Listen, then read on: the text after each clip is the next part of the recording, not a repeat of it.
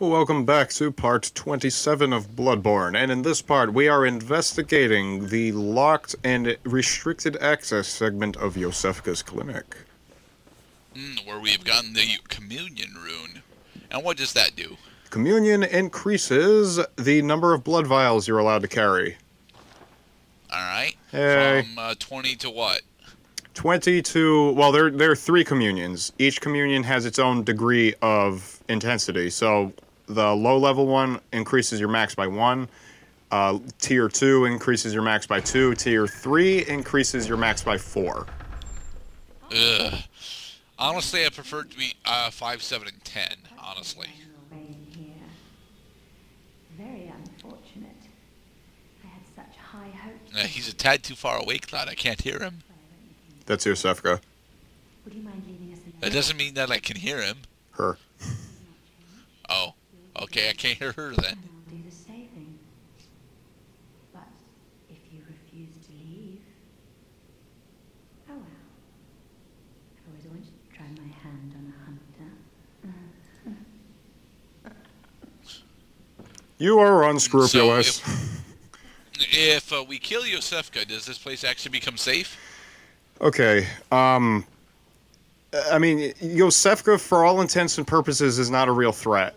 I'm embarrassed to say that there is a creature up there. It's an abomination that Yosefka, like, conjured into the world. I have never fought this creature. I know. Once again, I must report that this is another massive omission in what's supposed to be an almost 100% playthrough. But no, I've never fought Yosefka's abomination. Okay. Do you know anything about the fight? I know it's hard, which may explain why I've never done it. But dude, it's a Souls game. Of course, it's hard. Hello, my alien friend. Is it harder than the Dark Beast? I don't know. Probably not that hard, but like enough where like. But you already killed the Dark Beast. We did. Now we don't ever have to do it again. So if it's not harder than the Dark Beast, then you should go kill it. All right. Now then, there are a couple events that have transpired. First of all, game theory, and my own, and that I happen to agree with, says that alien that we just killed was Wheelchair Man from the start of the game. He was an alien this whole time. So hold it, Dr. Gray? Yeah, Dr. Dre. Oh yeah, he's totally an alien the whole time. Not Dre, Gray. You know, Gray, the guy that Gray Man. Yes, Gray Man was an alien. Oh, all right. Surprise. And the other thing is, I might show it off here. You sold the cannon. It's okay. I can buy it back when you acquire. All you have to do is acquire weapons from the world, and you can just rebuy them from the shop. All right, but they're like at 2.5 times their sell price, right? Something like that. Yeah, I think the cannon you have to buy for like 28,000 or something. But that's I couldn't use it even if I wanted to right now. Now, yeah, but dude, that's like 3.1. Jeez. Now, the other thing that had transpired was we picked up an item called the Canehurst Summons. Yes. So, it's a summons that is addressed to me. It is an invitation to Canehurst Castle. Oh, I thought it was a summons addressed to Canehurst, the character. And Canehurst is the castle in the distance that you could see from Hemwick Charnel Lane. Okay. The road that goes from Hemwick Charnel Lane to Forsaken Castle Canehurst is broken and out, so you cannot get there by normal means. You must be invited there.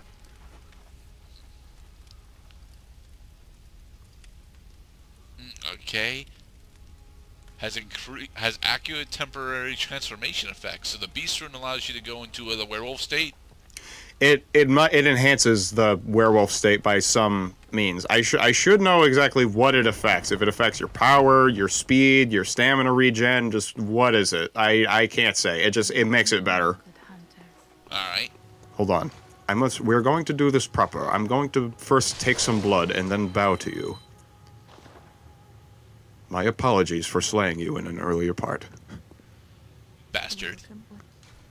I desire more power. You are going to help.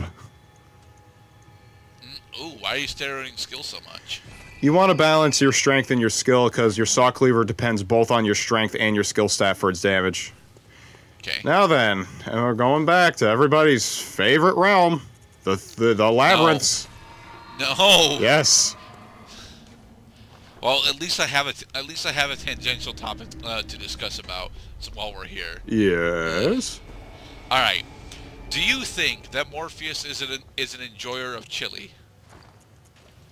Has Morpheus ever had chili is the question I will answer for that question. Well, this is like 1600s England. It's likely he has. I mean, not necessarily spiced chili, but chili or a permutation of chili of some sort. Yes, it must be something that the Spaniards or their close neighbors, the Southern French, have concocted in their weird laboratories of kitchenry. I don't think so, honestly. I mean, maybe Southern French is where spice stews originate, but I kind of doubt it. Given the minimalist nature and efficiency of stew, I would honestly think that the origin of stew would have come from a simpler or more wartime faction, as opposed to medieval Spain. Well, you have to remember too that like in the Middle Ages, Spain, France, England, they were all like battlegrounds in war. So it would make sense that there were some traditional measures of cooking your foods like stewing or making lentils that would be pretty common. I don't recall the Spanish being a major faction in Age of Empires, though. And that's where hey, I know it's a bad place to get a large portion of your world history, but it's a fun way to get world history. Oh, I agree. It's just, I can't help but giggle at the notion, as you mentioned, that if Age of Empires didn't mention it, it didn't happen. Well, no, it's not that. I think if the Spanish are available in Age of Empires 2, I think they actually have naval bonuses and their hero units, the Conquistador, but I don't really remember. And I know for a fact that they would have been in Age of Empires 3, but Age of Empires 3 sucks, so we don't talk about it. Nobody talk about Age of Empires 3. No one. Not you. Not you. Especially not you. Yeah, Cody, the only person I know that actually enjoys Age of Empires 3 for some reason. I failed to mention this, by the way. So we are in a Thumerian labyrinth again, but this is a difficulty 2 dungeon. We have effectively graduated. Yeah, and the layout is significantly different than what we've seen before. Although a lot of the art is very similar. Yeah, because we are still in a Thumerian dungeon, so a lot of the set pieces and the environments are going to look pretty basically identical. But we are still, although we do take a significant amount of damage now from enemy attacks, and enemies have noticeably more health, we're still over-leveled for difficulty 2. Difficulty 3 is when you're going to be hard-pressed to advance as a low level, especially against the bosses. A leaping strike. Oh god, don't... Sackman might leap. He is a creep.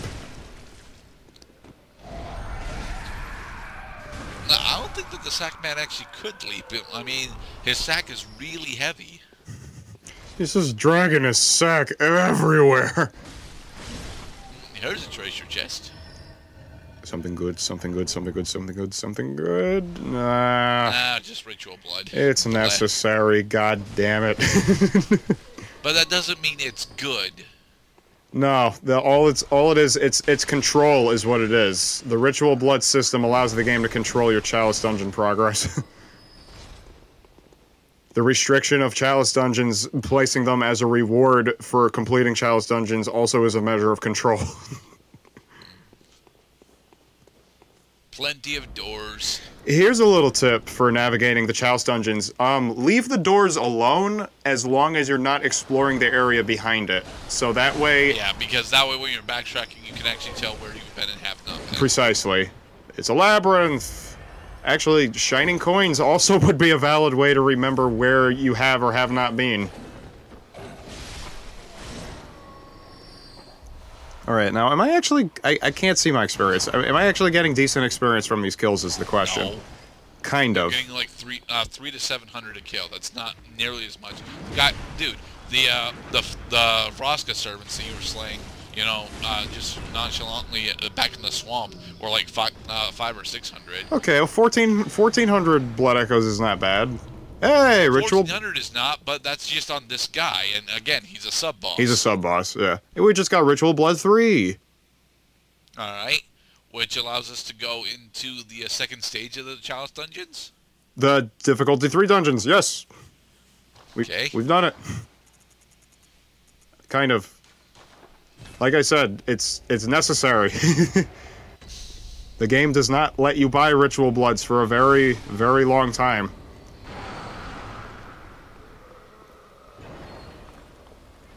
Oh, we're on a first boss! It's my favorite part of the Chalice dungeons. It's the actual goddamn bosses. Alright, so are we gonna fight a poison elemental here? It's another beast-possessed soul. It's another Copra demon, damn it! That now his battle arena is a lot more Colosseum-like. Which honestly probably makes this fight slightly more cinematic and more difficult, but only slightly because of the pillars that are in your way and the Cloud. That's an easy stagger state to abuse. Yes. Yeah, you take damage for it, but it's very simple. You know what's an easy stagger state against the beast-possessed soul is when he starts attacking in quick succession repeatedly, because his timing on every attack is exactly the same. When he starts a series, that is. When he starts a series, get your gun ready. Okay. You're doing it a tad early here, because he's casting a fireball instead. All right, that's not quite. That was almost a series. Oh, that was fire. There you go. Hey, strike, damn it! And you missed your opportunity. Son of a bitch! Oh god. Oh, you're hungry. How'd you like How'd you like an open can of whoop ass? Fuck yourself. Yes. And the 3 more tempering blood gemstones. And 5,000 blood echoes. 3 tempering blood gemstone. Well, by powers of deduction, I am in a higher difficulty dungeon. Therefore, the blood gem I get must at least be somewhat decent. Okay, so... My doll friend, perhaps we have even more work to be done with my 15,874 blood echoes. Welcome. Very well. Dang it! No, you need 20k. I need 40 more. They demand so much at this level. And then when you get to my very first profile ever, you're level 230 and it costs 400,000 blood echoes to level up just once. Just once. Which is like an hour of grinding in the swamp. Yeah. Hours. Cursed fire blood gemstone. Ah, the cursed gemstones. Cursed gemstones apply a curse.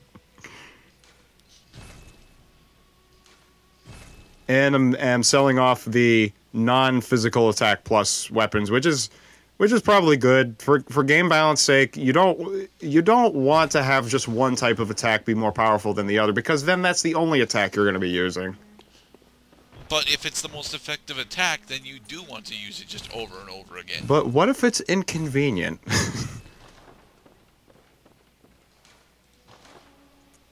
Then you... I don't follow. Well, I mean, the inconvenient that the type of attack that it's boosting is maybe too slow, or it only attacks like in a horizontal, not a vertical. You know. Well, although you want vertical attacks for bosses, a majority of the non-boss enemies can be dealt with either horizontal or vertical attacks due to their large size. Yeah. Well, we'll put it to you this way: a vertical attack is only ineffective against a crowd because because you're only attacking in a vertical line directly in front of you. You're not also hitting enemies either on the left or the right of that line. Why are you purchasing a bolt paper? Because bolt paper is fucking amazing, I will have you know. And it behooves one to have as much of it as possible. I'm also selling off my hats because Morpheus needs to let everybody know how bald he is. Seriously, I don't think Morpheus ever has hair. Or a thing on his head. Or blood gems in his inventory. Or slow poison That's damage. not true. You have plenty of blood gems that you're holding on to. Or fire attack. You might think that the fire attack bloodstones are good. You know what they do is they disable you from applying any other type of element to your weapon. You're 11 blood echo short. And I'm angry. I'm frustrated. I should have sped this up. There. I sold my coins. I had a sixpence in me pocket. Alright, there. You happy now, game? Now I only have 5 blood echoes left. Which means you're ridiculously safe and protected from dying. And in the next part, we might actually die.